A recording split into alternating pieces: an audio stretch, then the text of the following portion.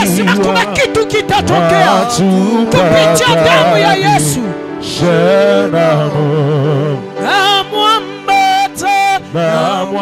Namwambata wa Yesu, siwezi kumwacha, kwa kuwa alinifia. Namwambata wa Yesu, siwezi kumwacha, baba yangu, kwa kuwa alinifia.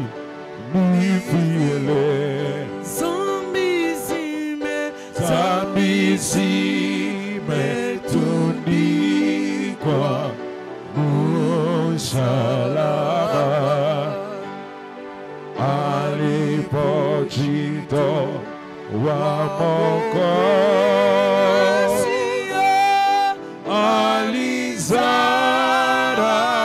alizarauliwa na kukataliwa, atupatanishe na Mungu. Ni yeye tu Bwana alizarauliwa kwa ajili yetu. Yes. Hakuna mwingine aliyebeba aibu yangu mia street. Hallelujah. Hakuna alikubali kuchukua mzigo wangu. Yesu ni wa neema.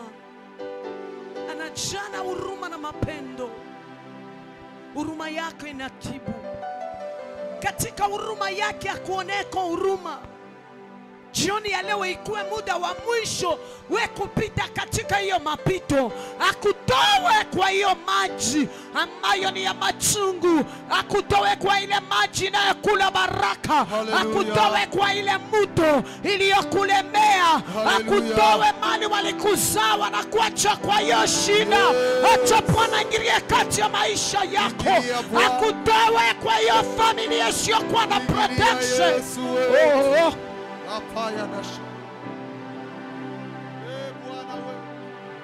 Damu yake ina uwezo ya kukausha damu ya ng'ombe, ya kukausha damu ya punda, ya kukausha damu ya kila mnyama walioiweka juu ya maisha yako. Leo kila sacrifice yote itaenda kwa expire au nom de Jésus, au nom de Jésus.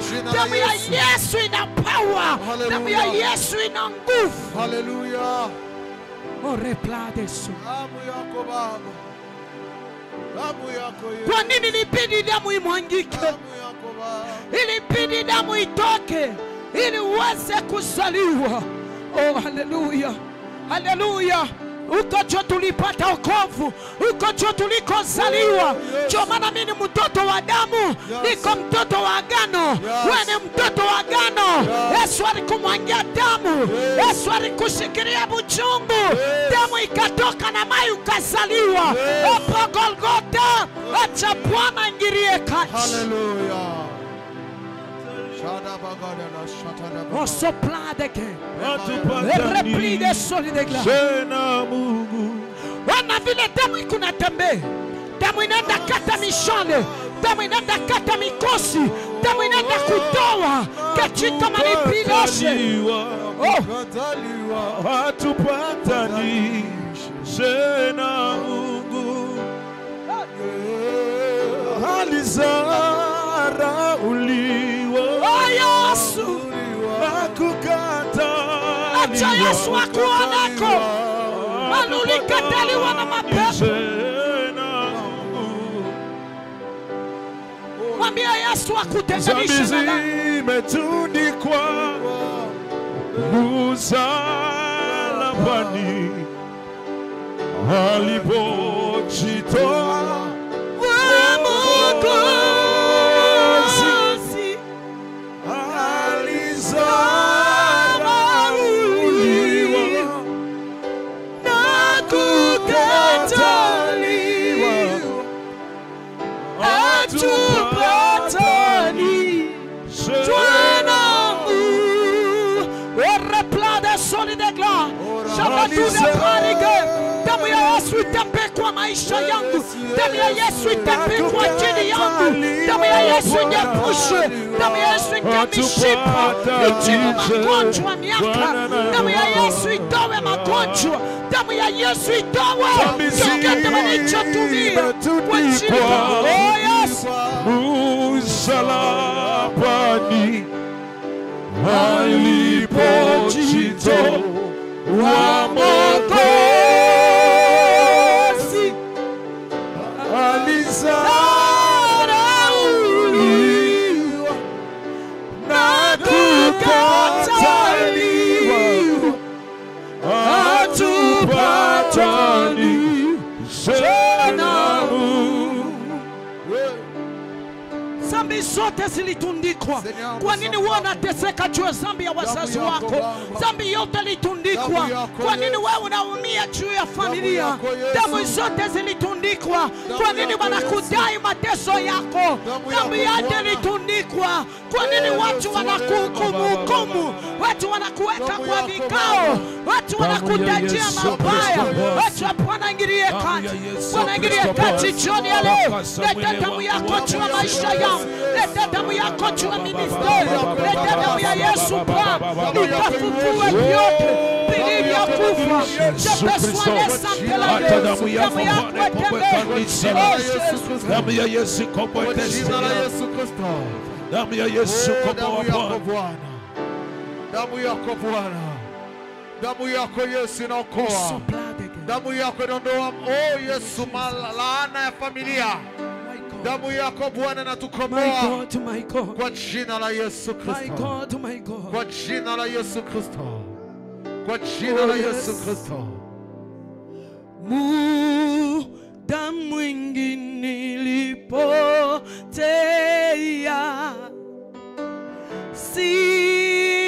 sikufahamu msalaba.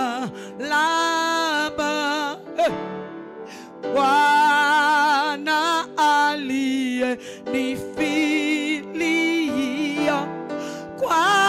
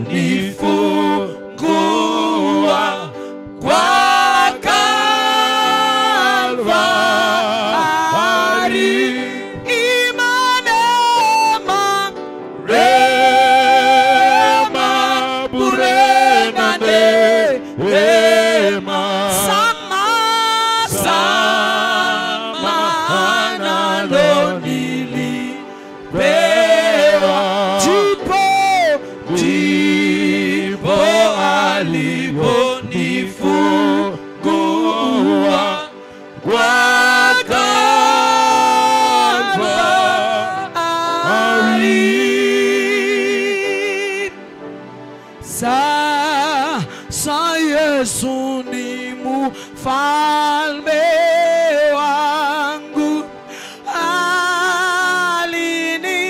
aliniokoa kwa dhambi,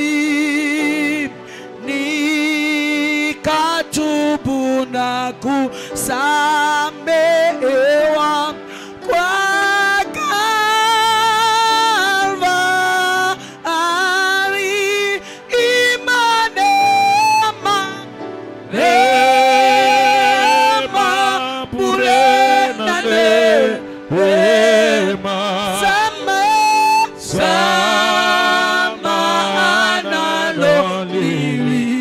Pewa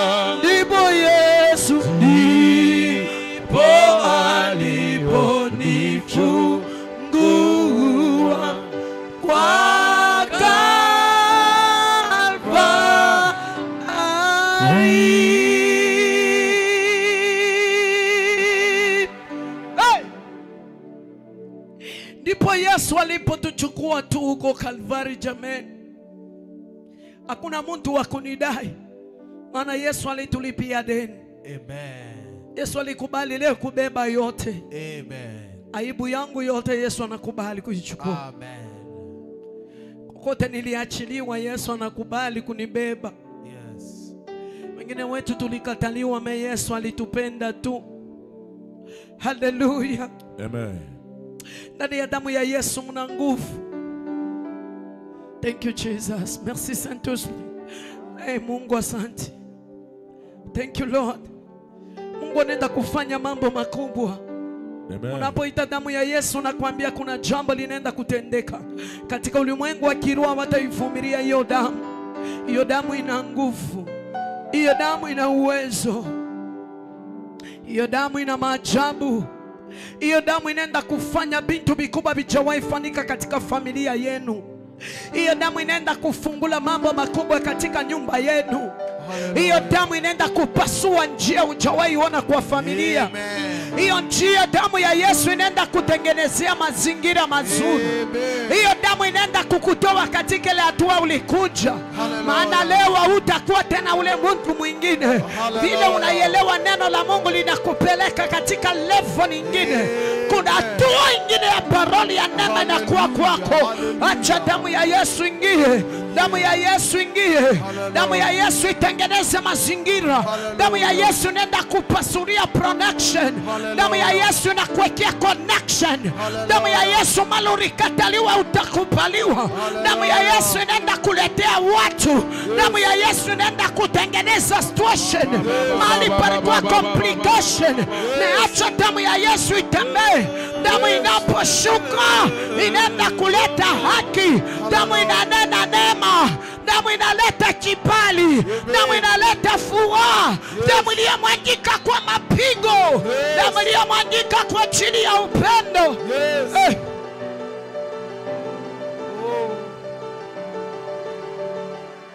Kuna yule aliyenipenda si kwa ajili ya mali. Alinipenda wala kujali udhaifu wangu. Akanionyesha upendo ambao sijaona kwa wengine. Huyu halali wala asinzi, hata leo hajawahi kunichoka. Hey! Kuna yule aliyenipenda si kwa ajili ya mali. Ni Yesu alinipenda wala hakujali udhaifu wangu. Akanionyesha upendo ambao sijaona kwa wengine. Huyu halali wala asinzi, hata leo hajawahi kunichoka.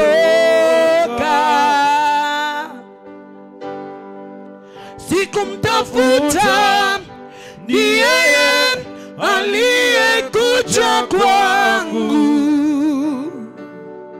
Nikaacha dhambi, makosa yangu. Yesu alinipenda wa kwanza, nikamwamini. Yeye anisamehe dhambi. Upendo wake Yesu wanishangaza.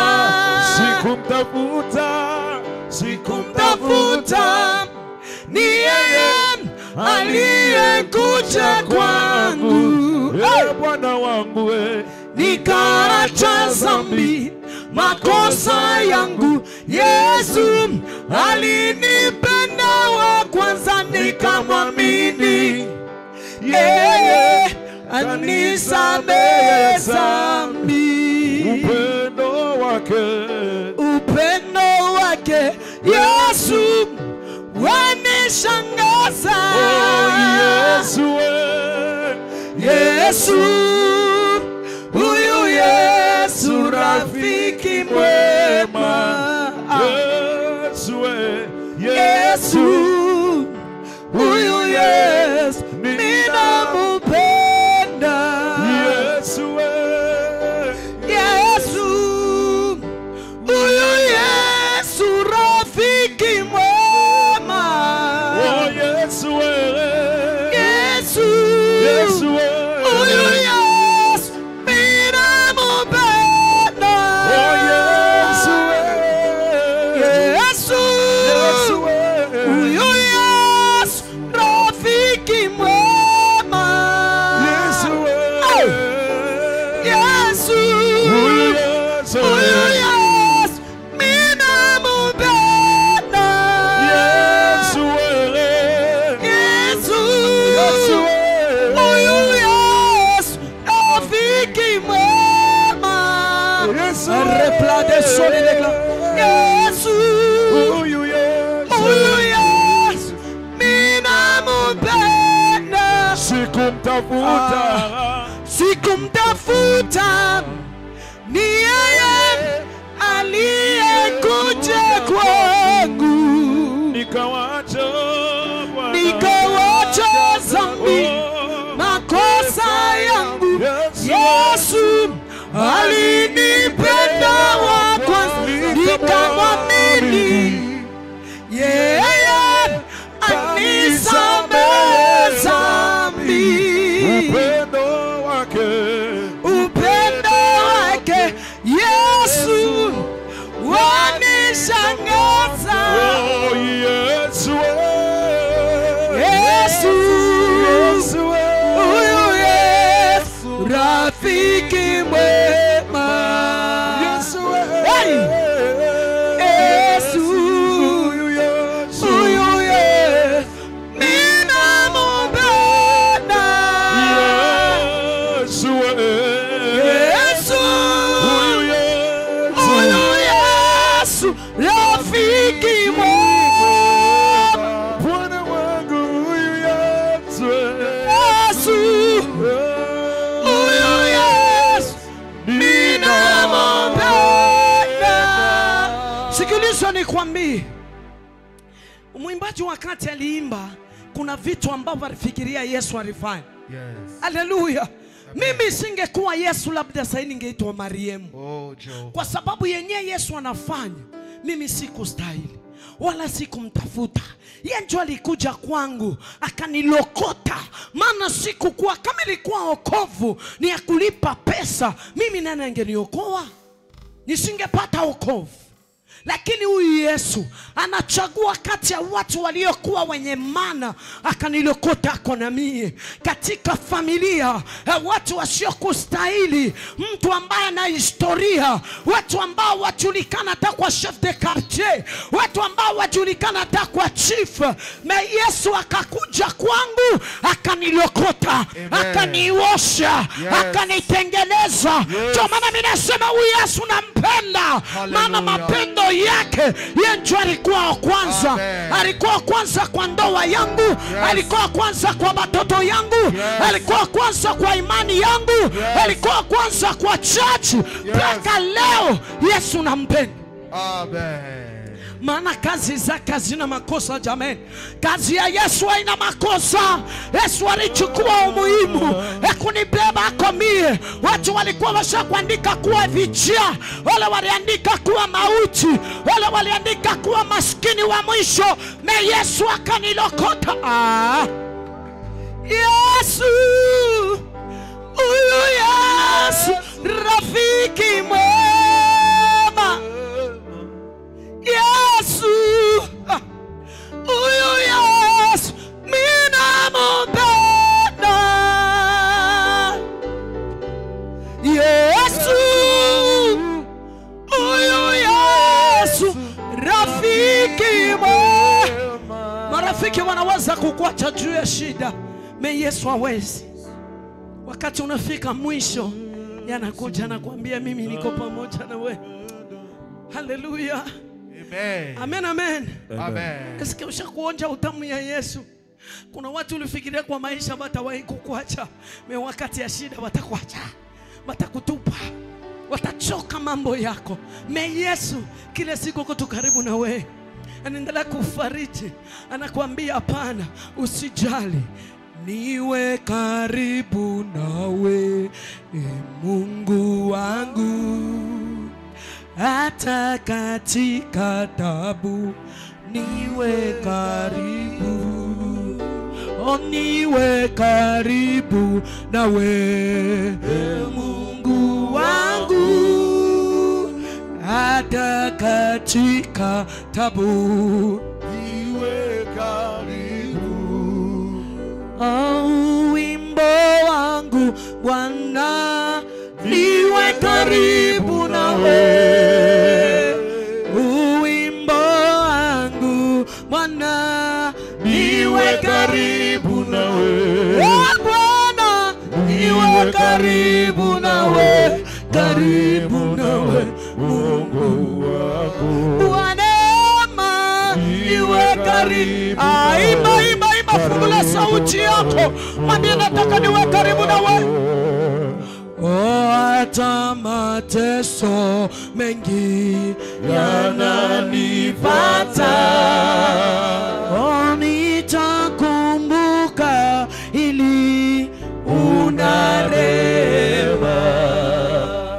Hata mateso mengi yananifuata, mimi nitakumbuka ili una rehema. Wimbo wangu Bwana, niwe karibu nawe. Wimbo wangu Bwana, niwe karibu nawe. Masia, niwe karibu. Natamani Yesu niwe karibu nawe. Unanipendaka, niwe karibu nawe, karibu nawe, Mungu wangu. Mina safiri hapa, sitakawia, gizani duniani raiko, nani atanikokota, niwe karibu nawe. Nani atanikokota, niwe karibu nawe. Yesu, niwe karibu nawe, karibu nawe Yesu. Jioni ya leo, niwe karibu nawe, karibu nawe, Mungu wangu.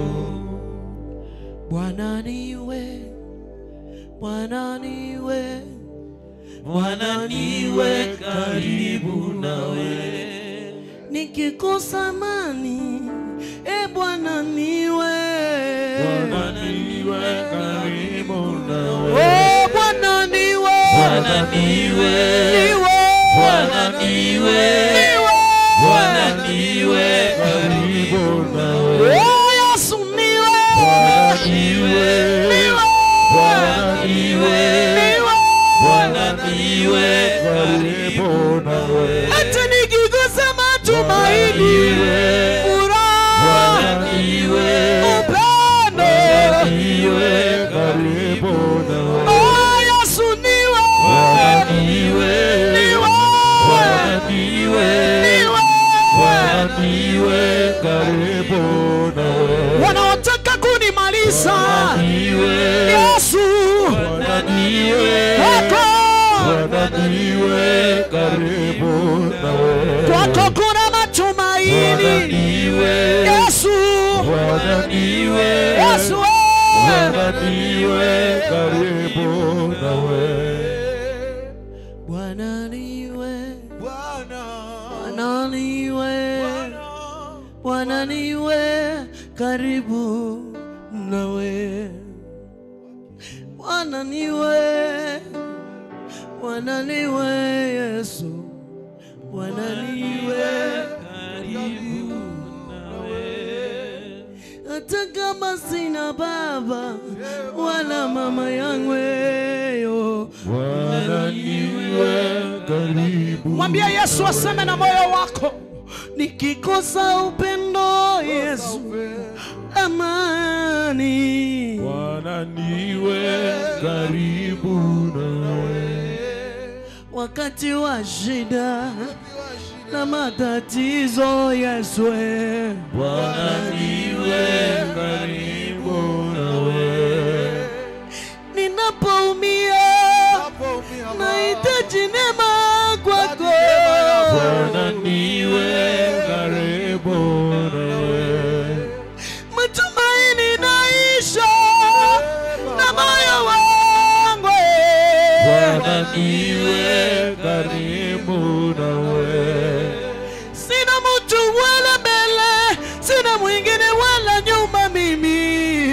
Bwana niwe karibu nawe Bwana niwe, Bwana niwe, Bwana niwe, Bwana niwe karibu nawe Yesu niwe, Bwana niwe, Bwana niwe, Bwana niwe karibu nawe neema yako Yesu Bwana niwe, inioneko. Bwana niwe, Bwana niwe karibu nawe.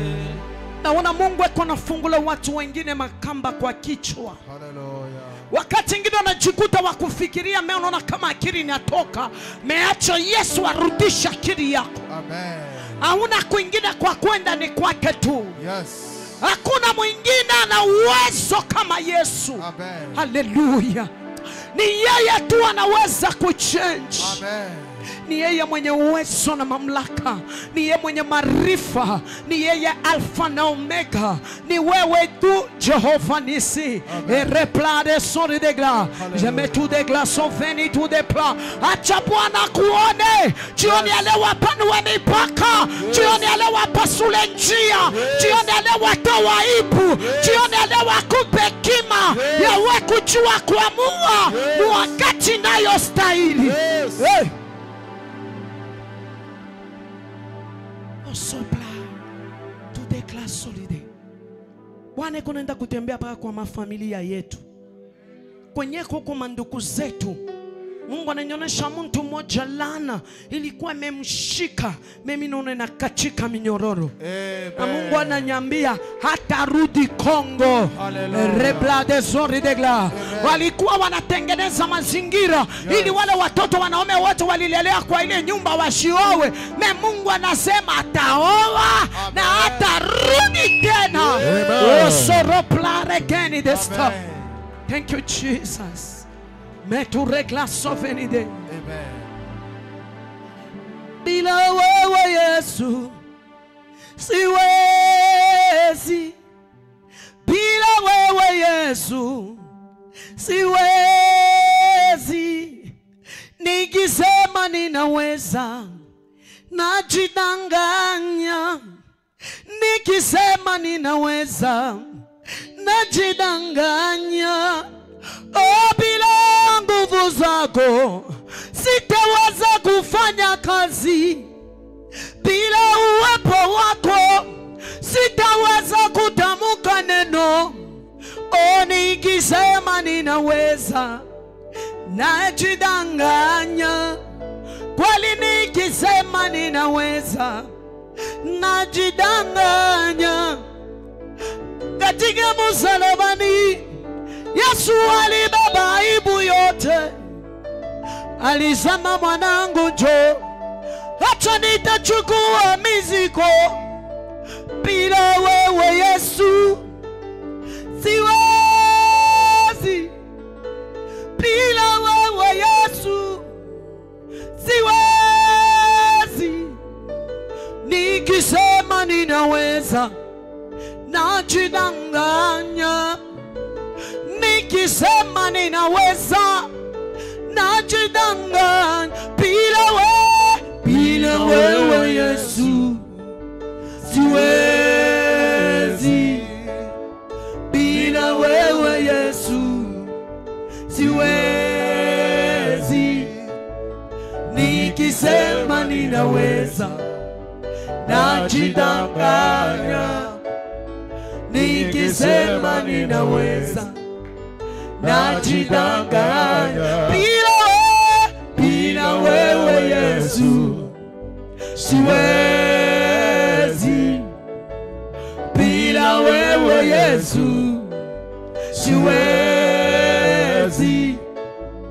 nikisema ninaweza, najidanganya nikisema ninaweza, najidanganya. Piga makofi yako, mwambie shetani, bila Yesu siwezi. Jioni ya leo Bwana anaenda kunena na maisha yangu. Piga makofi.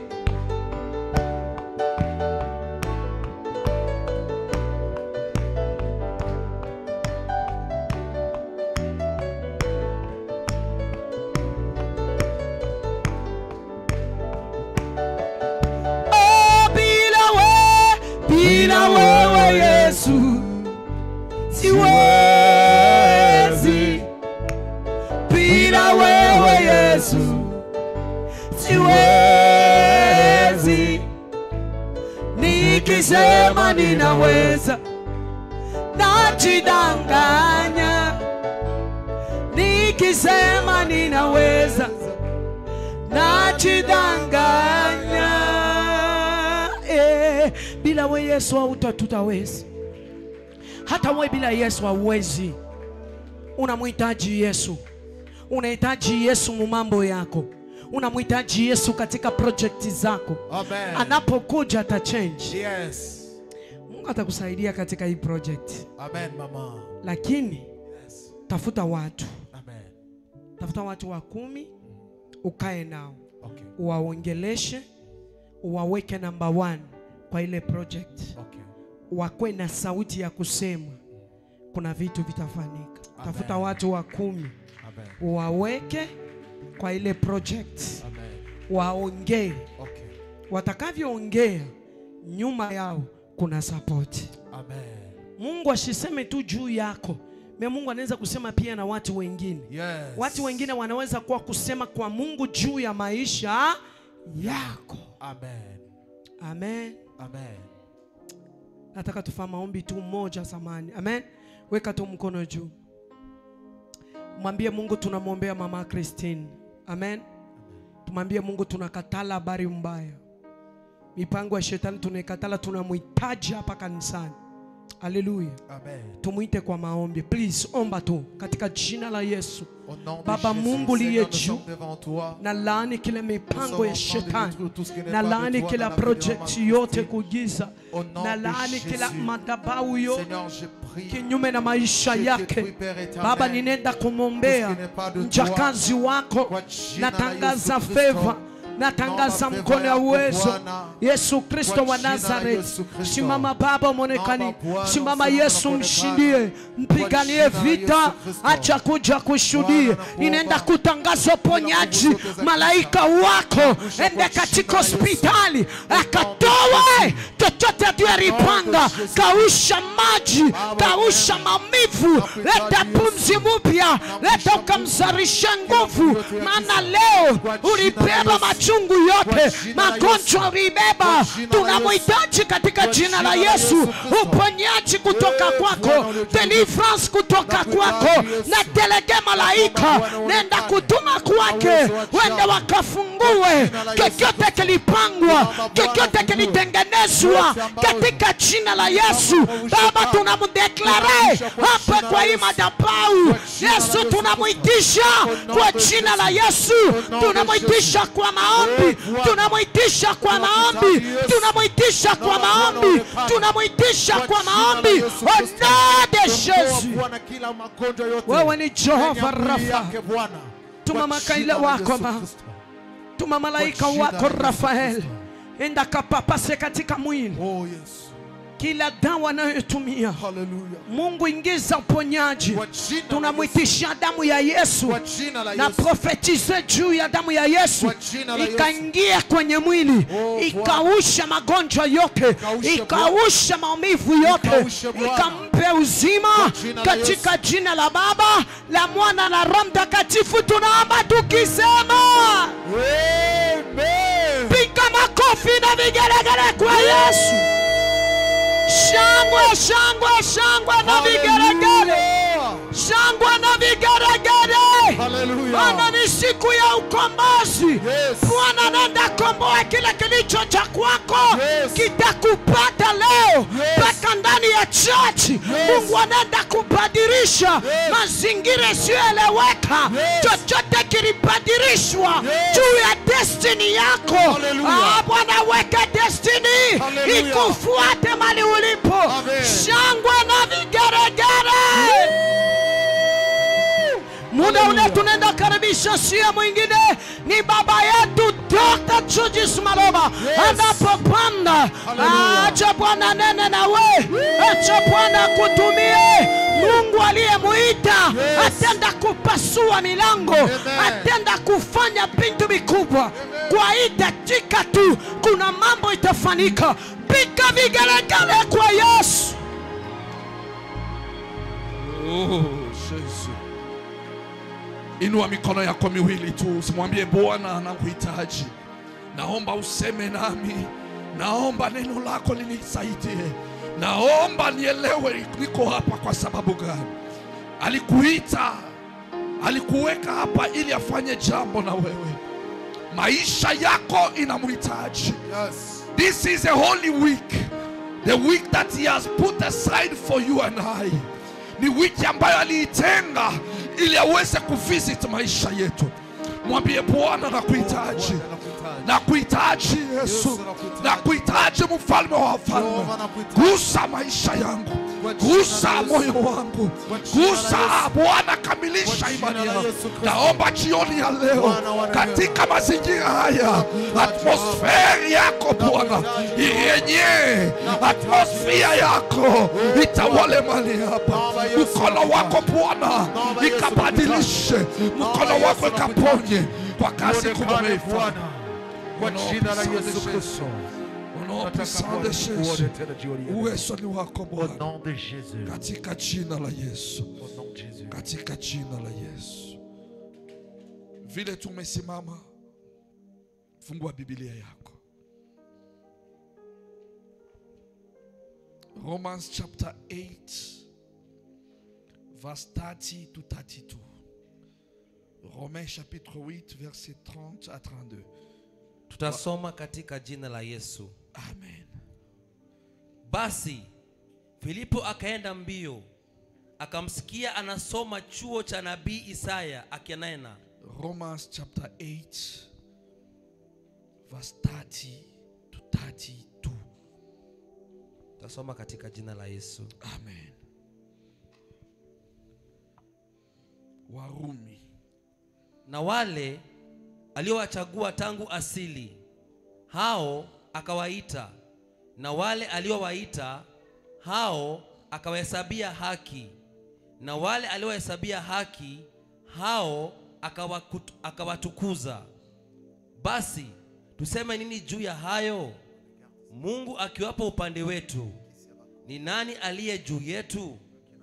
Yeye asiyemwachilia mwana wake mwenyewe, bali alimtoa kwa ajili yetu sisi sote, atakosaje kutukirimia na mambo yote pamoja naye?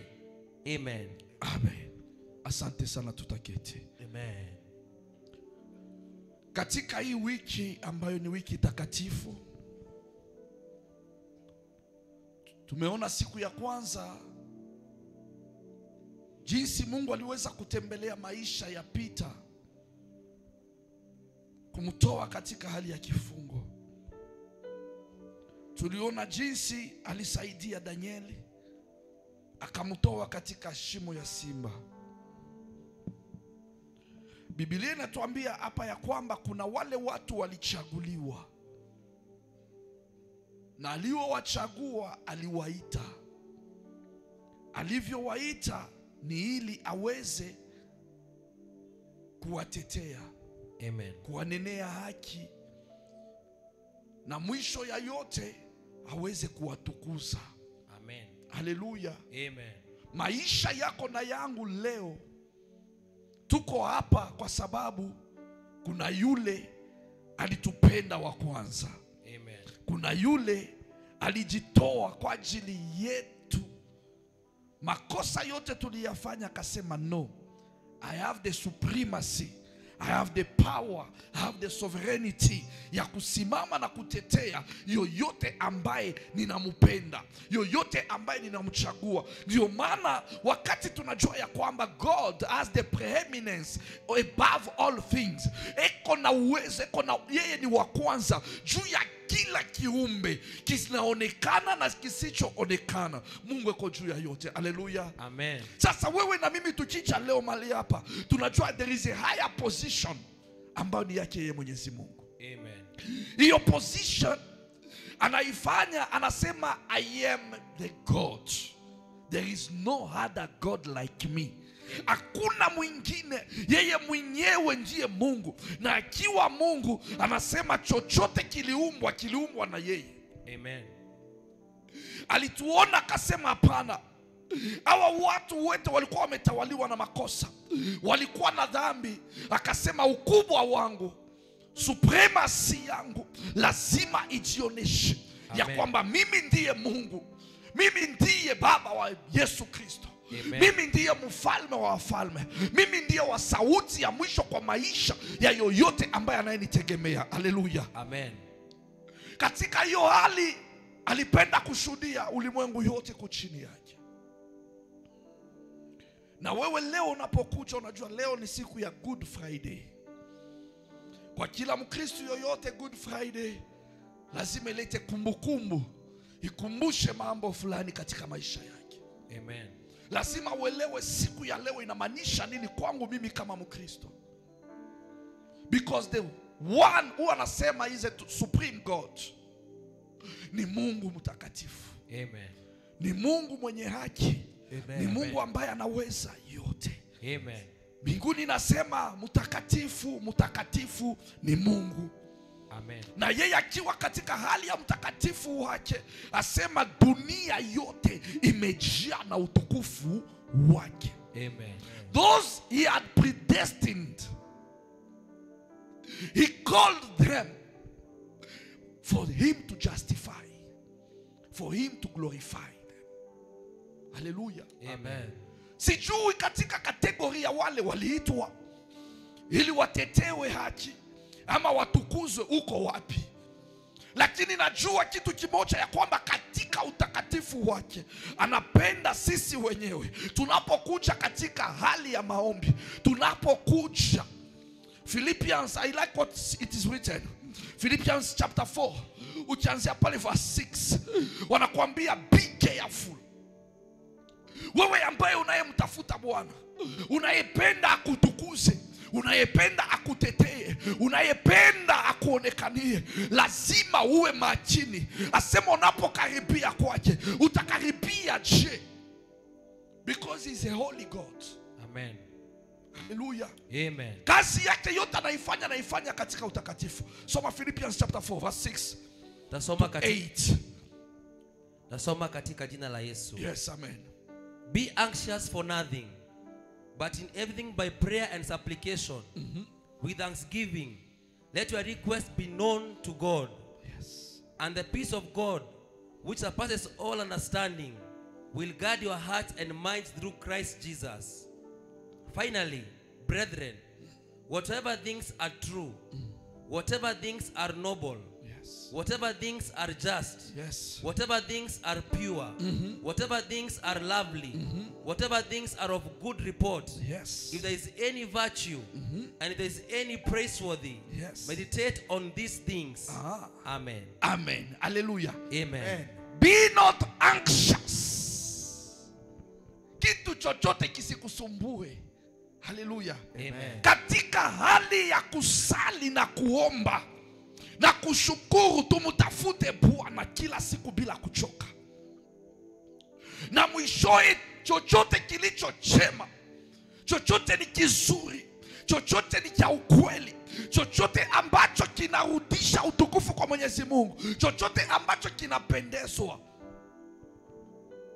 kinamfanya Mungu aweze kuonekania wale ambao wanamuita katika maombi na katika kusali.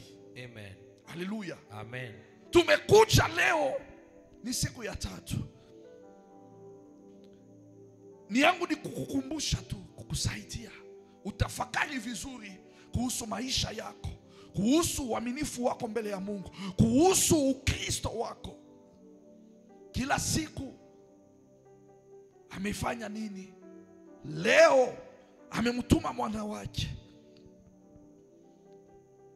asema alimchagua tu peke yake, the only son, akamtuma, na huyu akaja ili afe juu ya msalaba. Luke chapter 23 verse 28 asema wakati ule alikuwa naenda msalabani, wakati ule alikuwa naenda, katika hiyo njia kulikuwa na wanawake ambao walikuwa na watoto wao kando, walikuwa wakimtazama Yesu akienda kumsalaba, wakimuona katika hiyo hali ya uchungu, wakiona mapigo ambayo amepigwa, wakiona jinsi ametemewa mate, wakiona jinsi anakosa maji, wakaanza kulia, wakaumia because of Jesus, because of the pain. Huyu ambaye analia ni mtu ambaye hakuwa na makosa, ni mtu ambaye hakufanya dhambi, lakini alijitolea kwa ajili yako mimi na wewe, kwa ajili yangu, ili nipate samani mbele ya watu. Alijitolea ili maisha yako iweze kuheshimika, alijitolea ili maisha yako iweze kufunguliwa. Wakaanza kulia wakimtazama jinsi amelia, wakimtazama jinsi anaumia. Akawaangalia akasema, no ladies, do not cry kwa ajili yangu. Amen. Musilie kwa ajili yangu. Amen. Mujililie wenyewe na watoto wenu. Amen. Hallelujah. Amen. Mujililie wenyewe na watoto wenu. Amen. How many times can you spend a time you cry because of your salvation?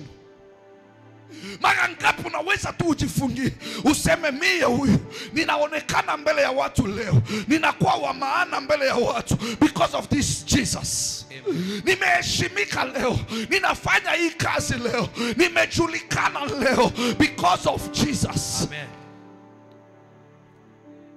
Na kama unamthamini kweli, mbona utaendelea kuishi katika maovu? Amen. Mbona utaendelea kutenda dhambi? Amen. Mbona utaendelea kumukana na kujipeleka kwenye dunia? Mbona utaendelea kuishi katika giza? Yet he is the only one. Amen. Who paid the price. Akapanda juu ya msalaba, asema walilia. I can imagine among the ladies, kuna wale walikuwa wanalia, wanaangalia this young man of 33 years anakufa mapema hivi. Amen. Hajafanya chochote.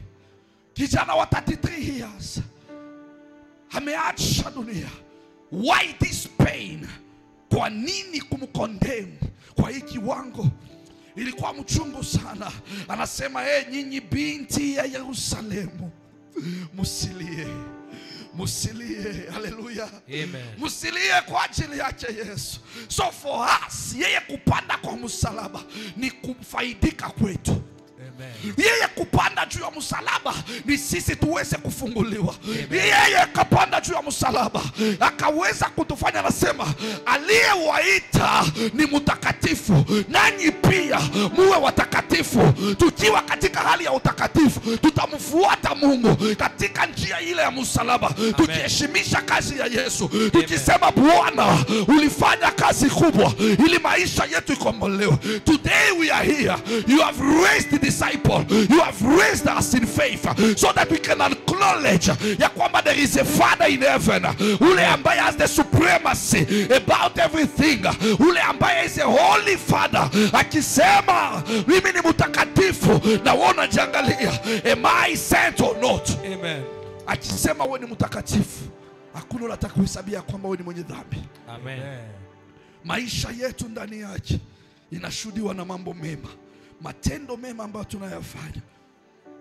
Wewe Mungu uliyeita watoto wako Najua ya kwamba we are living in a world yenye ina mambo mengi. Yenye na mavita na tufuatilia usiku na mchana. Amen. Lakini najua ya kwamba walio wako, those who are called by your name, those who are called by you, God, will be justified. Amen. Anasema atawatetea kweli. Amen. Na Mungu akisema atakutetea, atakutetea. Amen. Yote uliweza kufanya makosa saizi, wiweke kwa Yesu. Apande nayo kumsalaba, apande nayo kule juu, aone ya kwamba kweli there is one person ule ambaye ananihitaji. Ukisoma hiyo Romans chapter 8 verse 32, anasema Mungu mwenyewe hakumuweka kando mwanae mpendwa wake, hakumtoa, akamuleta ili afe kwa ajili Yesu, kwa ajili yetu sisi. Mara ngapi tukimuomba hata tupea vitu vyote vilio na yeye. Amen. Hallelujah. Amen. We need job, yes. We need marriage, yes. We need cars, yes. First of all, muombe yeye. Amen. Na ukimuomba yeye, unajua he is a supreme God. Ukimuomba yeye, unajua sema he is a holy God. Nikimwendea hali yangu ni hali gani ambayo niko nayo? Ni hali ya utakatifu, ni hali ya kumupendeza. Amen. Kwa sababu God himself is love. Amen. Hallelujah. Amen. Ni Mungu mkuu, ni Mungu mtakatifu, na ni Mungu wa upendo. Upendo wake ndio maana alimchagua mwanae. Anakatuonesha, asema atapanda tu kule juu ya msalaba, atakufa kwa ajili yetu. Amen. Na those events ilifanyika. I was asking myself a question mchana, nikisema wangapi wale walimuona Yesu physically siku ile akija duniani, wakamuona miongoni mwao akiwanenea, akiwahubiria, lakini hawakumuelewa, hawakumuona wa maana. Akaondoka akarudi kwa baba yake, hawakuumia, hawakujihusisha na yeye. If it were you and I, tumuone tu vile anatundikwa.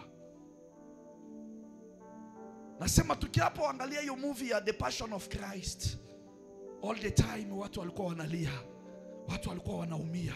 Ukiangalia kile kimsumari kinaingia, ukiangalia hiyo miba inaingia kwa kichwa, unasema no my God. Yeye alipanda kule kumsalaba, akasema yote imekwisha. It is over.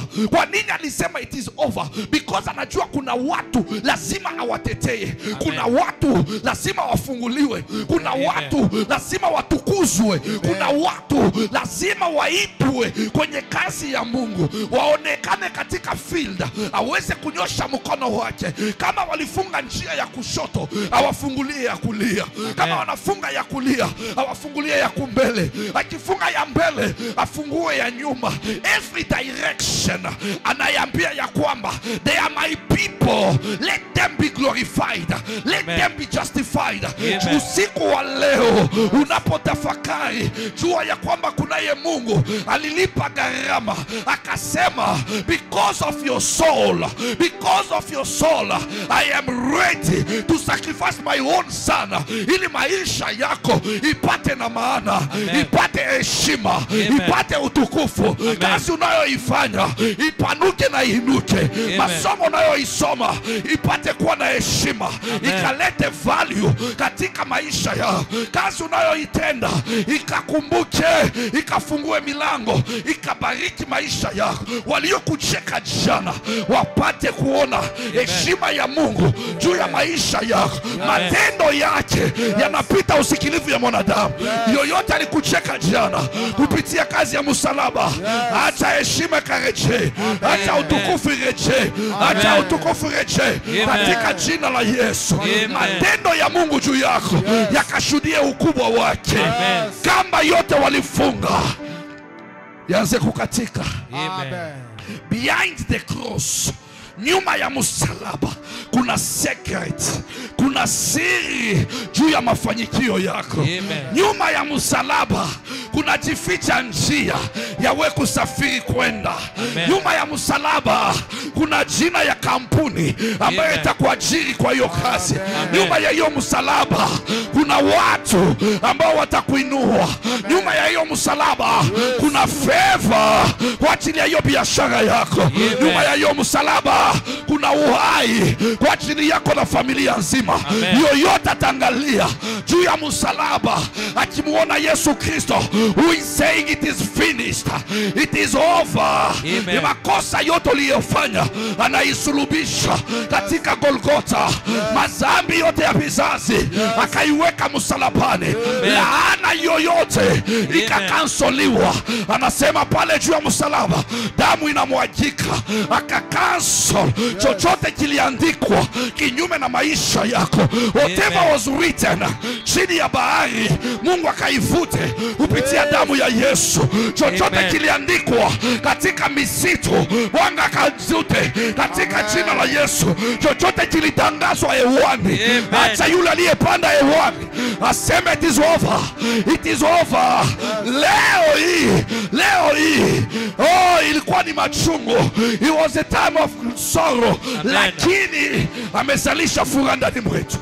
Amen. Furaha yake ni kukuona wewe utukuzwe.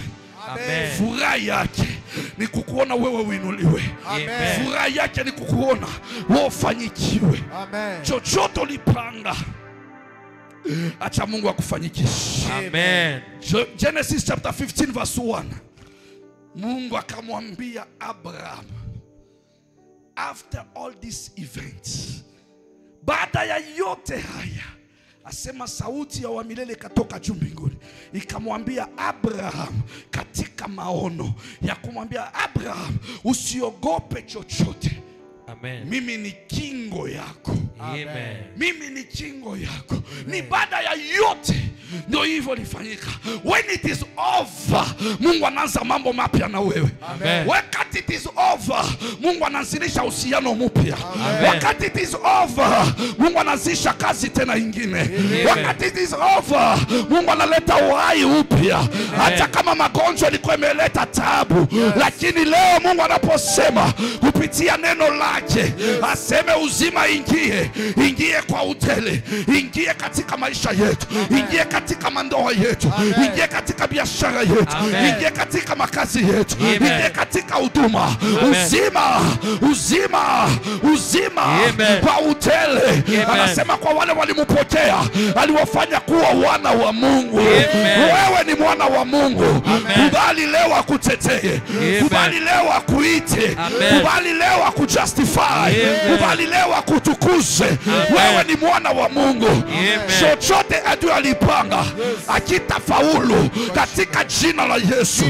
Chochote alisema kinyume na ndoa yako, Mungu aliye hai, mtetezi wa wanyonge, asimame leo juu ya msalaba. Ila aboli l'acte dans les ordonnances du condamné. Alirarua karatasi yote, hukumu yote ambayo ilifanyika katika ulimwengu wa pili. Mungu wetu aseme leo, imekwisha, imekwisha. Wale walisema kinyume na maisha yao, acha wakutane na misemo ya Mungu. Wakutane na sauti ya Bwana. Wakutane na misemo ya Mungu. Maisha yako yesabiwe haki. Huduma yako itukuzwe.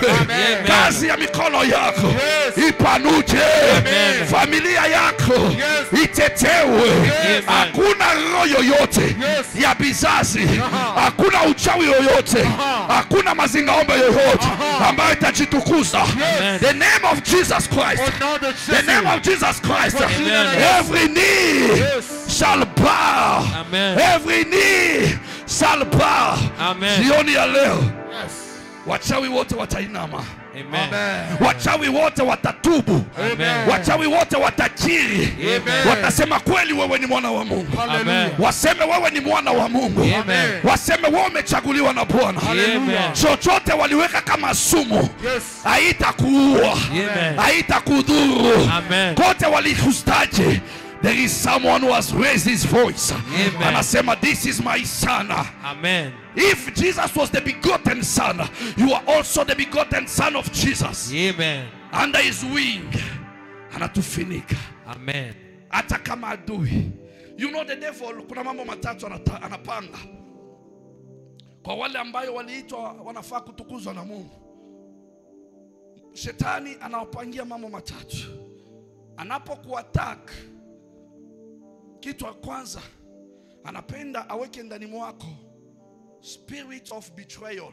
Amen. Roho ya kuasi. Amen. Hallelujah. Amen. Anataka uasi ili apate nafasi ya kuangamiza. Amen. Yesu wakati alikuwa na mitume, ikafika wakati, because anajua niliwaita wa watenashara wangu, ninawafundisha mambo na siri ya ulimwengu. Akamwambia Peter,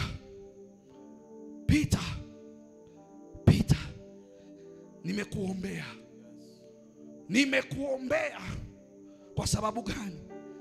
Kwa sababu shetani alikudai. Amen. Hallelujah. Amen. Nimekuombea kwa sababu shetani alikuwa anakudai. Amen. But Peter, ingawa Yesu anamwambia hivyo, Peter anamjibu nini Mungu? Yesu, Bwana wangu, sitakuacha. Hata katika prison sitakuacha. Amen. Hata katika mauti sitakuacha. Tusome Luke chapter 22 verse 32. Tasoma Luke 22 verse 32. Yes. Tasoma katika jina la Yesu. Amen. Lakini nimekuombea ili imani yako isitingike. Nawe utakapoongoka waimarishe ndugu zako. Amen. Amen. Imani yako isifanye nini? Isianguke. You are not supposed to be shaken. Hata kama ya mambo yakiwa aje, hata kama mambo yakipangana aje, lakini we simama. Because when he called Peter, akamwambia ni wewe utatia ndugu yako tena nini? Nguvu mpya. There are people who are weak spiritually. Sasa wewe ambaye unajua siri ya kwamba shetani nia yake ni kuzofusha, ni kufanya ni mukane, ni muasi Mungu ili anitumie, akikutumia wewe ndugu yako hatapata wokovu. Amen. Akikutumia wewe familia yako haitafunguliwa. Amen. Ndio maana unapoomba Yesu anasema nilikuombea. Soma verse 33. Akasema nakuambia Petro, niwapo pamoja nawe, mimi ni tayari kwenda gerezani au hata kifoni. Rudi hapo mbele vizuri. Anasema 33. Akamwambia. Nani akamwambia? Petro. Yesu anamwambia nimekuombea, na wewe utakaporudi ukatie ndugu zako imani, wakamilishe pia. Peter naye akamjibu, niwapo pamoja na wewe Yesu, mimi ni tayari kwenda gerezani au hata kifoni. Hallelujah. Amen. Today we are meditating upon the death of Jesus on the cross. Peter alimwambia, Yesu alikuwa hajaenda msalabani. Peter anamwambia nitaenda na wewe katika gereza. The spirit of denial inaingia. Hallelujah. Amen. Kwa sababu shetani yako natafuta. Huyu Peter alisema hata mubitray. Anashindwa kubitray because Jesus prayed for him. Shetani anakuja na the second aspect of attack, the spirit of denial. Hallelujah. Amen. Si Peter ndo anampromise Yesu atenda naye kifoni, atenda naye paka kwa mauti. Amen. Lakini John chapter 21 verse 15 to 17, Yesu anaanza tena paka na huyu Peter. Huyu Peter ni wewe na mimi. Ndo huyo Mungu Yesu yako anapenda kunena na maisha yetu. Every time kukiwa mambo kidogo tunatikisika, imani yetu inaenda chini, tunaanza kubitray. unaanza kuacha njia ya Mungu, unaanza kuambatana na njia ya shetani. Amen. Lakini unampromise tu Mungu, hapana, nitakuwa na wewe katika mambo yote, Yesu sitakuacha. But in this particular time, the spirits of denial inatumwa na shetani ili uweze kukutoa na kukuvuta ukose utukufu. Anamwambia nini? Nasoma katika jina la Yesu. Yes. Verse 15. Basi walipokwisha kula, Yesu akamwambia Simioni Petero, je, yes, Simioni wa Yohana, wewe wanipenda kuliko hawa?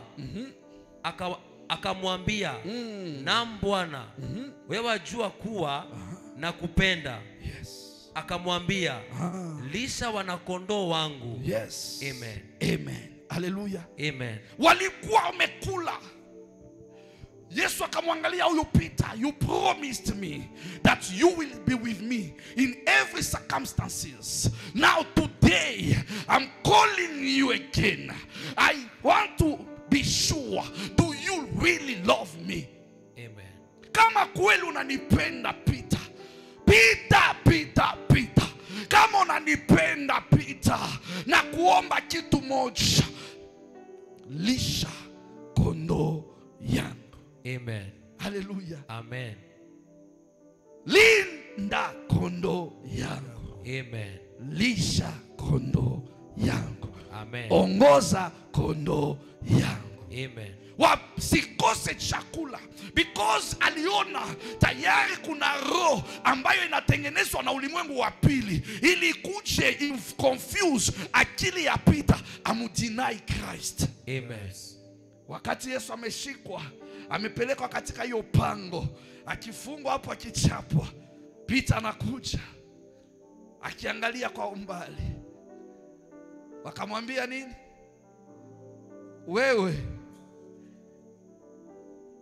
ni mmoja ya wale wanakuanga naye. Peter alifanya nini? Akamkana. Si mujui. Mara ngapi umemkana Yesu? Because of material things. Mara ngapi tumemwacha Yesu ili tuone tu faida yetu? Amen. Mara ngapi tumemwacha Yesu ili tuone tu sisi tufanyikiwe? Amen. Peter alimudinaye, na Yesu alimwambia kama kweli unanipenda, lisha kondoo yangu. Amen. Anaanzia kumkana Yesu, hajaenda kumsalaba. Lakini Yesu hakuacha. Alijua nilimchagua, lazima nimuokoe. Amen. Lazima nimuokoe. Matthew chapter 6 verse 13, the Bible says, wakati tunapoomba, alipoanza kuwafundisha Yesu katika hiyo maombi akasema, and lead us not into temptation but deliver us from evil. Usituache tushawishike na maovu, utuokoe tusianguke katika majaribu. Amen. Tusianguke katika dhambi. Peter anajaribiwa na misemo ya watu. How many times watu wanasema mambo kukuhusu? Many times watu wanatukana familia yako. Unasahau ya kwamba wewe ni Mkristo. Unajipea na wewe kwa public, unaanza kurudishiana matusi. Amen. Unajisahau kinywa chako ni kinywa gani? Kile Mungu anatumia ili kusaidia taifa yake. Kinywa chako ni kile Mungu anatumia kiweze kutangaza injili. Amen. Hallelujah. Amen. Yesu alijua Peter alipomuita atamtukuza. Ingawa yote udhaifu wote unaweza kuonekana kwako na kwangu, Mungu hakusubiri tuwe wakamilifu ndo atumtumikia. Mungu alituita jinsi tulivyo na maupungufu yetu ya kila aina, lakini anasema njooni kwangu, mkuje niwalishe tu, mupate kitu ambacho pia nyinyi mtaweza kushuhudia nacho ulimwengu. Matthew chapter 16 verse 18 anasema nini? Tasoma katika jina la Yesu. Amen. Nami nakwambia, wewe ndiye Petro. Wewe ndiye Petro. Na juu ya mwamba huu, nitalijenga kanisa langu.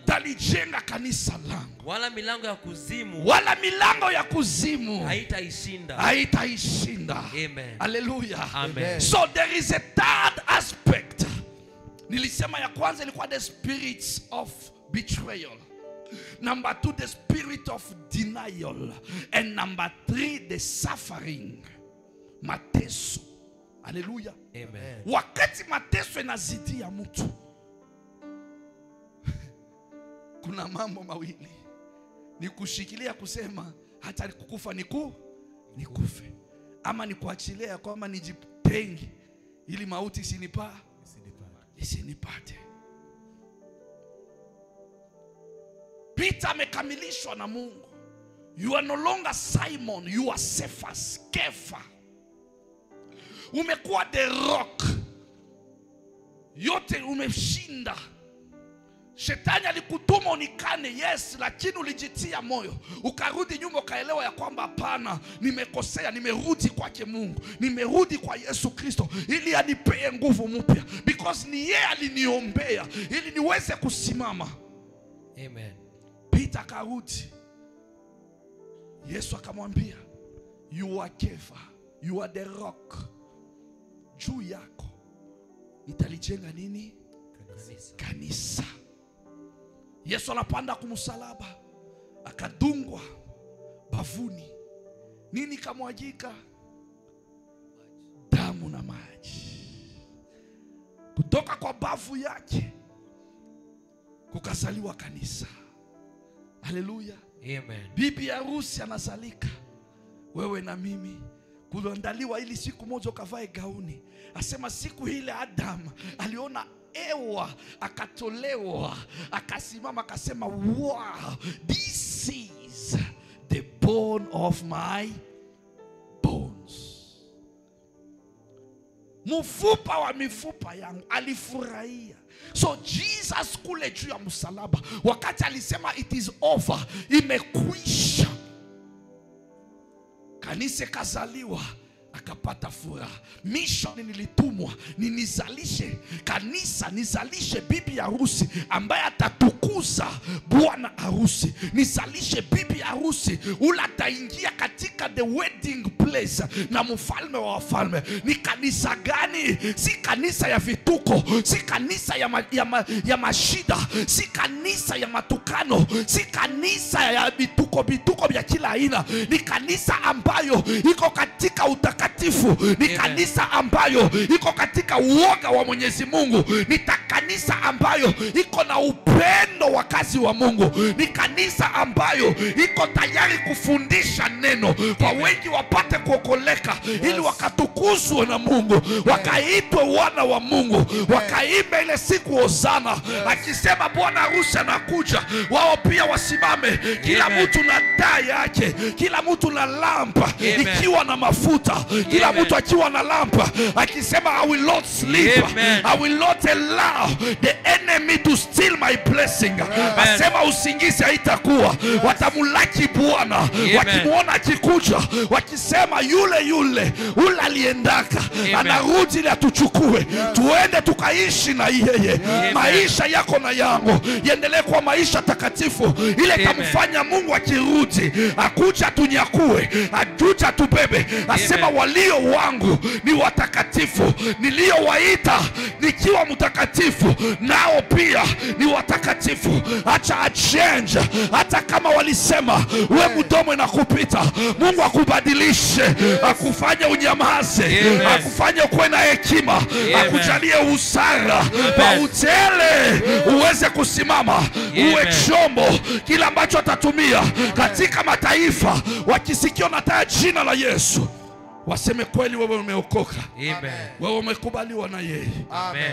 Yeye ni baba yako. Amen. Yeye ni Mungu wako. Amen. Yeye ni muumbaji wako. Amen. Pale msalabani, there is your problem ambaye alipanda nayo. Kuna shida yako aliandika akapanda nayo. Ni wewe vile utabaki ukisubiri alete jibu, ndio itaonesha jibu itakuaje.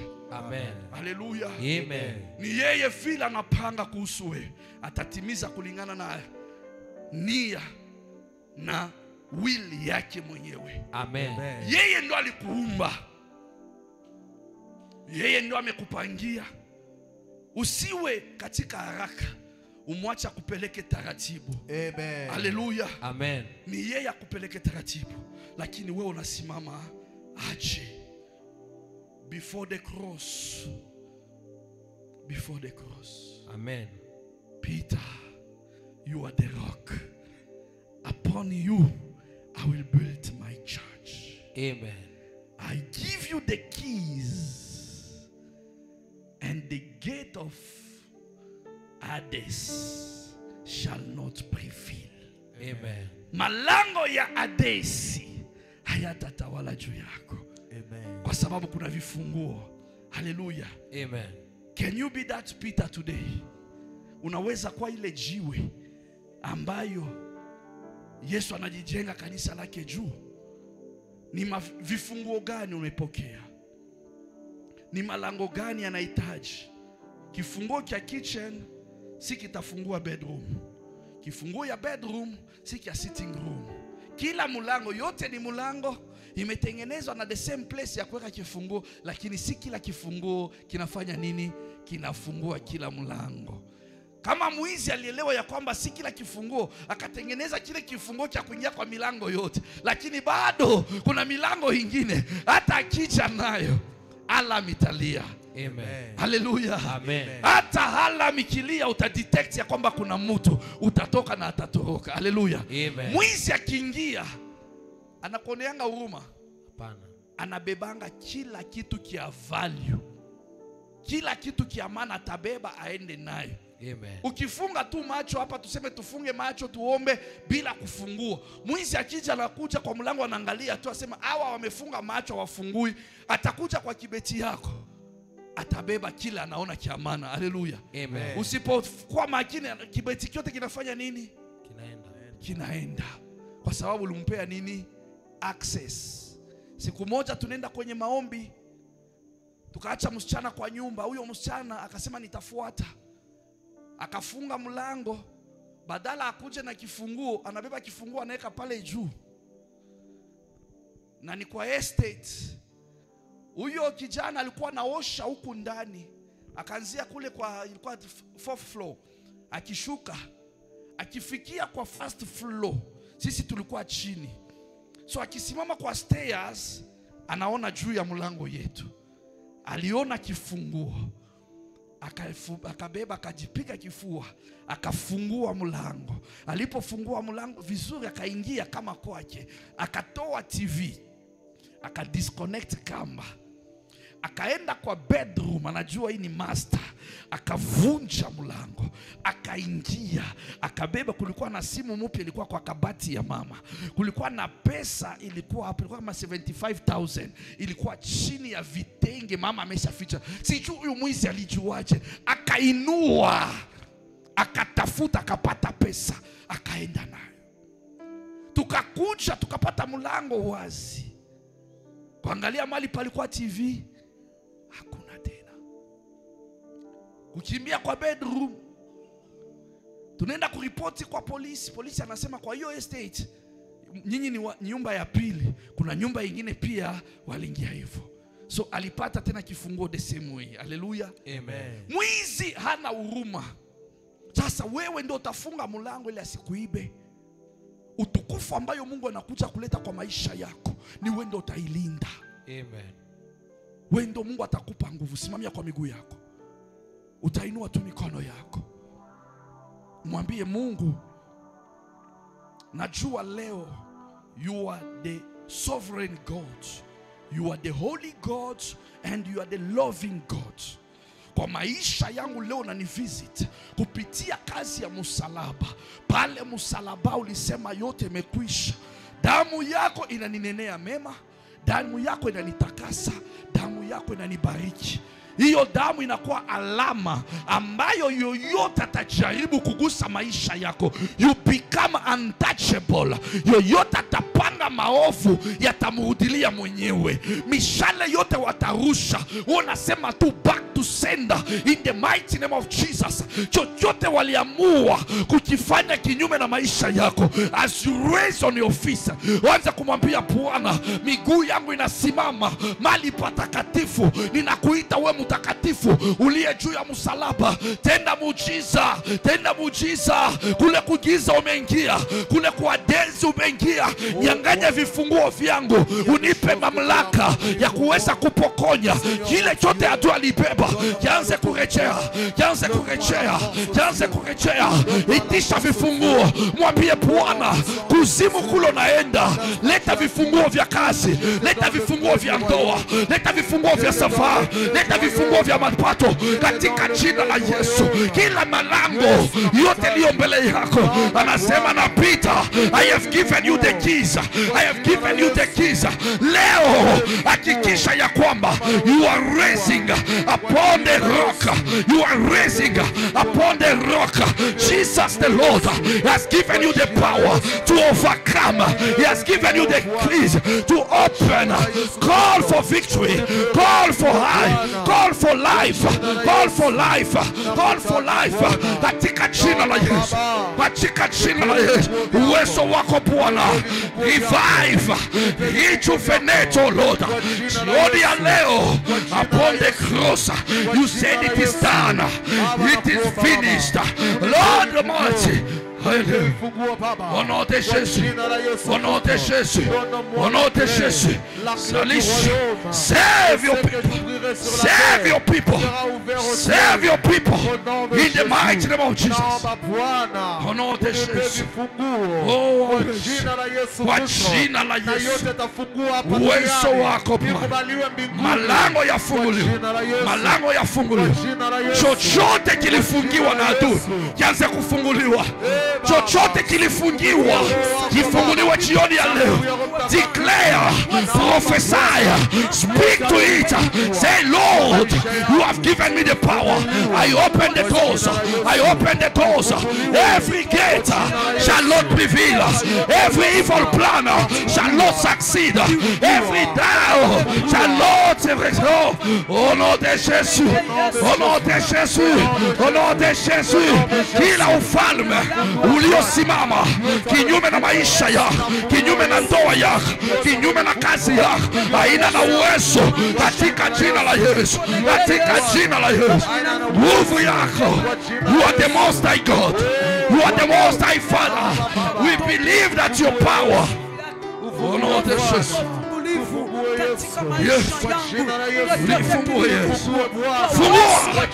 fungua milango, fungua milango. Mwambie Bwana, asema alipoingia Yerusalemu, alisema lift up gate, lift up your head. The King of Kings is entering your place. Au nom de Jésus, au nom de Jésus. Milango ifunguke. Itisha milango ya mapato, milango ya kazi, milango ya mafanikio. Mwambie Bwana nahitaji. There are doors, there are doors that you need to be opened for you to overcome, for you to move forward.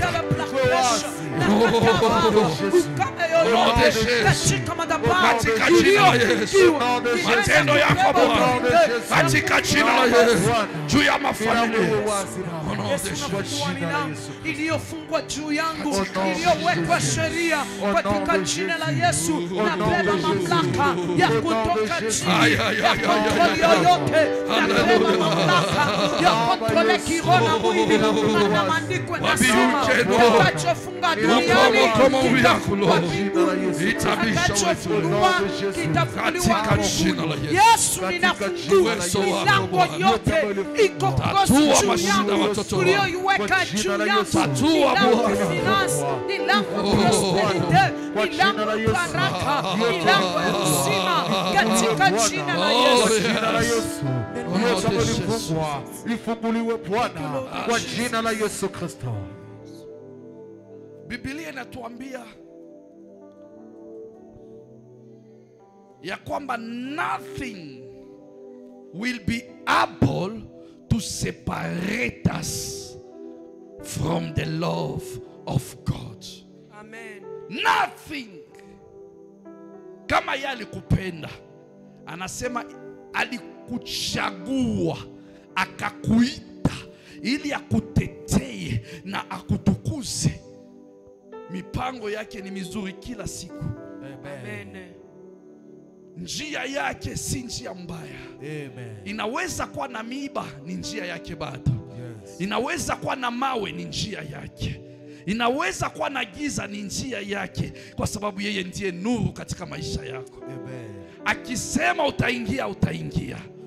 Sasa mwambie Mungu, naomba unyumbie moyo ya kukupenda kila siku. Katika kila majira Mungu nikupende. Katika kila majira nikutrust. Katika kila majira nishuhudie ya kwamba ninaye Mungu bado.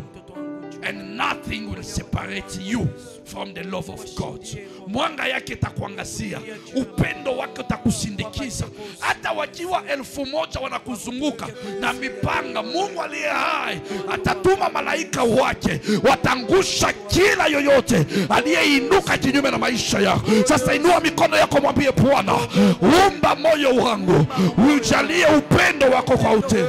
Ujalie upendo wako Baba, ni feed na neno lako, nishibishe jioni ya leo Bwana, katika mlima wako Baba, nikiona kazi ya msalaba, the love of God, the love of God upon my life Baba, keti ndani mwangu, nikupende kila siku, nikutangaze kila siku, katika jina la Yesu.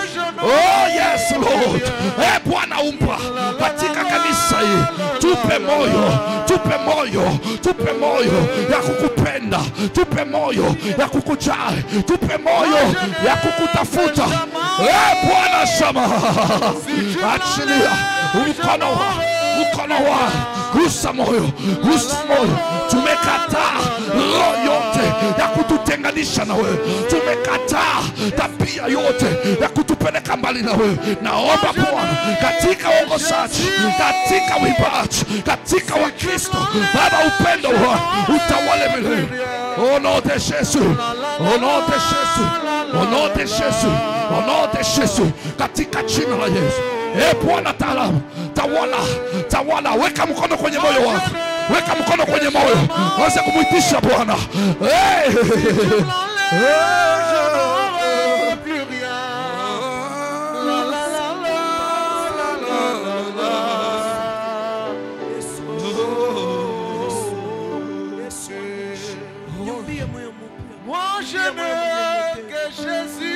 Mwambie upendo wake utawale. Moyo wako ndiye hekalu yake. Umupende Mungu wako. Umupende Yesu, hatawahi kukuaibisha.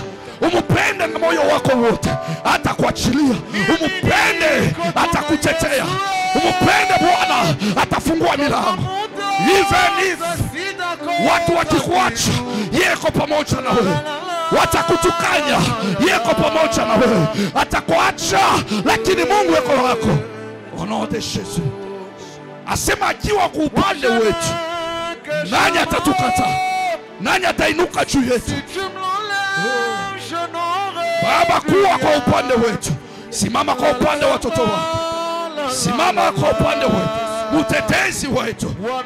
Kazi yako Bwana, tutetee. Kazi yako tuumbe upya. Kazi yako tuhesabie haki.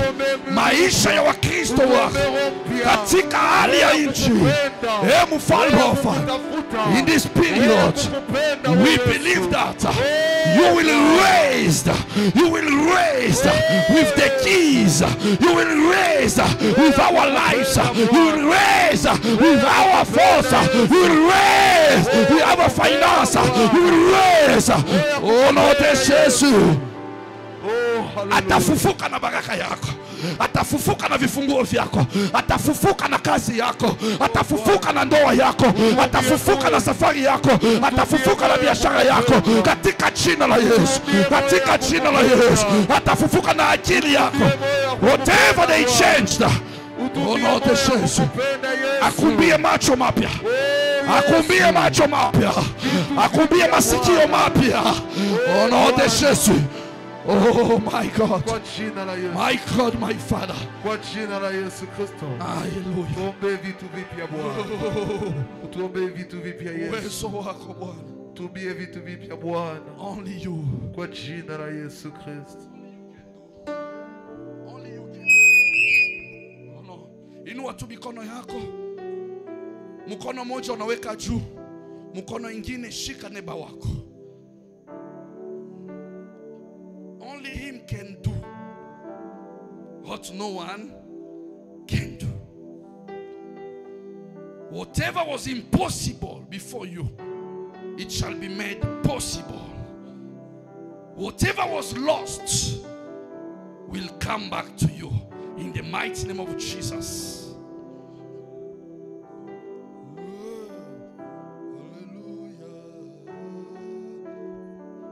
Ona makuu ya Mungu kwa maisha yako.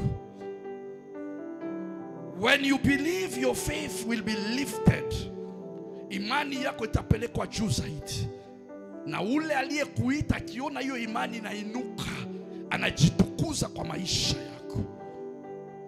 Vile vitisho vya jana havitakutishia tena katika jina la Yesu. Roho yote ya kukataliwa itaenda mbali na maisha yako kwa sababu Mungu amekutetea katika jina la Yesu Kristo.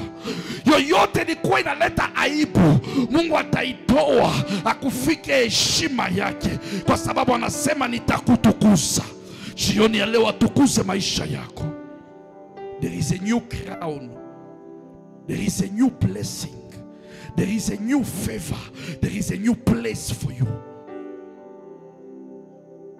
Baba, katika jina la Yesu, naombea wateule wako. Ni wewe uliwachagua, ni wewe uliwaita, ni wewe Bwana unasema utawatetea, ni wewe Bwana utawatukuza. Yangu Bwana ni kutangaza ya kwamba kile unachokisema Baba, wewe ni mwaminifu kukitimiza. Kama ulisema na Abraham, unamwambia wewe Abraham, usiogope chochote kwa sababu mimi ni kingo yako na zawadi yako itakuwa kubwa kabisa. Ulimupromisa kwa sababu alikuamini, alishuhudia. Nasi Bwana tunashikana mikono, tunainua mkono mwingine juu tukisema Bwana, asante kwa kazi ya msalaba, asante kwa kutufia, asante kwa ajili ya damu yako, asante kwa wokovu ulituletea, asante kwa utukufu mpya, asante kwa uhai utarejesha. Baba, tunaomba ya kwamba reward ya kila mmoja, reward ya kila mmoja Baba ikafike katika jina la Yesu. Kila yoyote aliye hapa chini ya sauti ya mtumishi wako, Bwana unasema wewe unafanya malaika kuwa upepo na unafanya misemo ya watumishi wako kuwa moto. Baba, naomba ya kwamba misemo uliyoiweka ndani mwangu acha ukaitimishe katika jina la Yesu. Chochote wanahitaji Baba ukikamilishe, chochote ulipromisa acha kikafanyike kwa uwezo na utukufu wa jina lako. Baba, naombea kila mmoja, bariki maisha yake, hata wote wanaotufuata Baba, walinde, wakutanishe na muujiza, wakutanishe na mafanikio katika jina la Yesu. Pangusa machozi ya wale wamelia kwa muda mrefu Baba. Ona vile maisha ya watu imekauka. Wewe Mungu akuzidisha, wewe Mungu akubariki Baba. Fungua milango, tenda ishara katika jina la Yesu, katika jina la Yesu. Kufa kwa Yesu msalabani ni ushindi kwetu sisi wa Kristo. Ndio maana hatutalia, hatutaumia, lakini tutashangilia, tutapiga vikelekele, tutashuhudia Mwokozi, tutamwambia Bwana asante kwa kazi uliyoifanya. Asante kwa ukombozi, asante kwa ufungulivu, asante kwa baraka, asante kwa kazi kubwa. Bwana, nani kama wewe? Nani tutakulinganisha naye? Aliyetupenda wa kwanza, aliyetuchagua kabla dunia haijaumbika, ule ambaye alitujali akasema no, I have to go and die for them. Baba, asante kwa ajili ya wagonjwa wote kwa sababu unaenda kuwaponya. kuzuia katika jina la Yesu. Baba, tunaamini mkono wako ambayo sio mfupi. Papasa, papasa, papasa, gusa na urejeshe uhai, rejesha uhai, rejesha uhai, leta uponyaji. Unasema kupitia vidonda vyako Baba tumeponyeshewa. Acha maisha ya wote walayo katika hatari, wote katika maututi, wote katika ICU, Bwana watembelee. Rejesha pumzi, rejesha mabavu, rejesha moyo katika jina la Yesu. Baba, tuma malaika Jehova Rafa, tenda muujiza, tenda muujiza kwa utukufu wako. Baba, naomba fungua kila kamba ya mauti, ikatike. Umeingia kuzimu ili ukakomboe wale wote waliuliwa. Baba, kila premature death ilikuwa imeandaliwa. Baba, umenailify,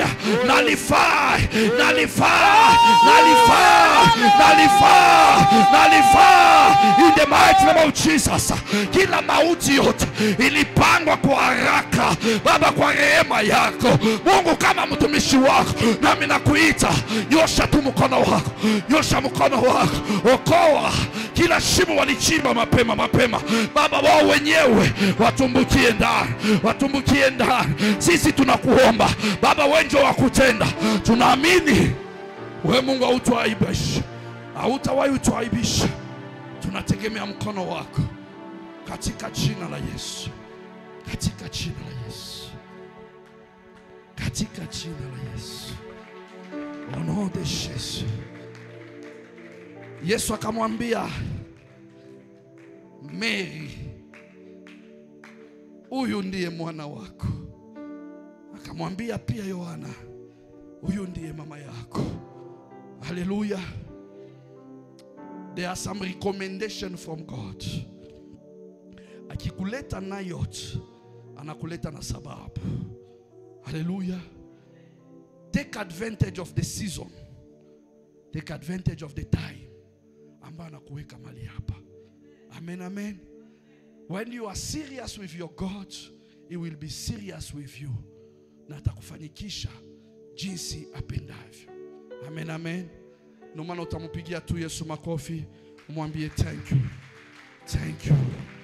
Thank you. Thank you, God. Thank you, Jehovah. Thank you, my King. Thank you, my Daddy. Thank you, my Almighty. No one is like you. Bila wewe siwezi, bila wewe sijui, bila wewe sina mwongozaji. Lakini Bwana, ninapokutegemea hautaniacha. Najikabidhi mikononi mwako. Naomba Bwana nisaidie, unifanye kuwa mwaminifu. Mahali pote napungukiwa, naomba Bwana nipe nguvu mpya. Nipe nguvu mpya. Nipe nguvu mpya.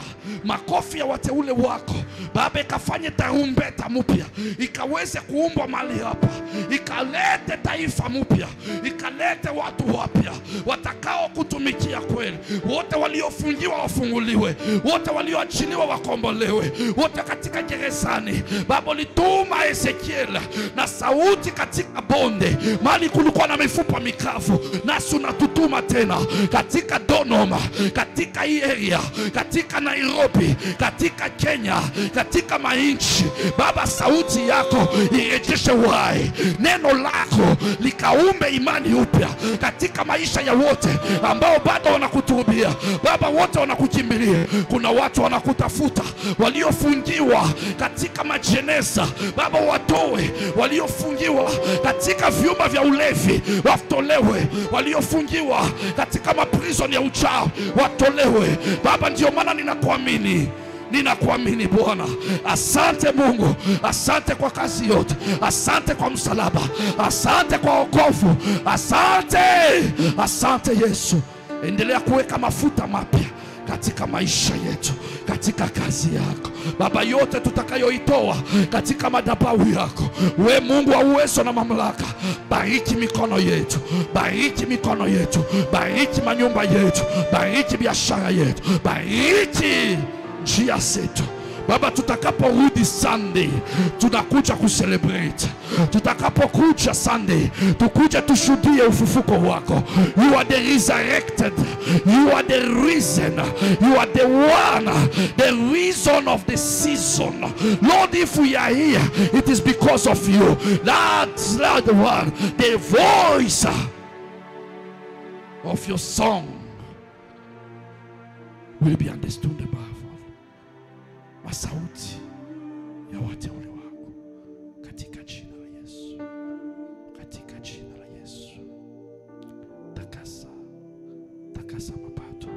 Shika tu chochote ulikuja nacho, ukuja ukimtolea Mungu, kuja weke katika madhabahu yake, kuja umtolee, mwambie Bwana, dhabihu naleta sadaka yangu mbele yako, uikubali. Asante kwa kazi. Ingekuwa kulipa, haungeweza kumlipa. Mwambie Bwana, nimeileta. Come on, kuja umtolee Mungu as a sign, as a sign ya uaminifu wako pia tena kwake. Anasema mtakuja nyumbani mwangu mikono mitupu. Baba, mikono yote inayonyoshwa ukaibariki. Baba, ukaipanulie mipaka katika jina la Yesu. Ona watoto yako Yehova, Mwokozi na Mtakatifu. Sina mwingine wa kutegemea, ni wewe Baba. Kutoka kwetu mali hapa, utuongoze katika kila hatua, uende nasi. Ona kila mtu aliingia mali hapa Baba, ukalete jibu. Ona mama huyu Baba, katika jina la Yesu, mutembele na muwezeshe, mupiganie Bwana, msaidie. Usiangalie udhaifu wake, imani yake alipokimbilia katika nyumba yako Baba. Tunaomba we Mungu hapa umtendee, umshuhudie ya kwamba unampenda bado. Msaidie katika hitaji ya moyo wake. Asante wetu Mungu, takasa kila gari. Mjina la Yesu tunaombea ibada ya Sunday na kuikabidhi kwako. Tunaomba ya kwamba tutakaposhuhudia ufufuko wako Baba, ukafufue vitu vipya katika maisha yetu, katika kanisa yako, katika jina la Yesu Kristo. Tunapiga makofi na tunasema pikelekele kwa Bwana. Asante Yesu. Pigia pikelekele, asikie. Kuna yule anashuhudia kazi ya msalaba. Kuna yule anashuhudia kazi ya Mungu kwa maisha yake. Jehova Mungu wa miungu yote. Hosana, Hosana, Hosana. Amen.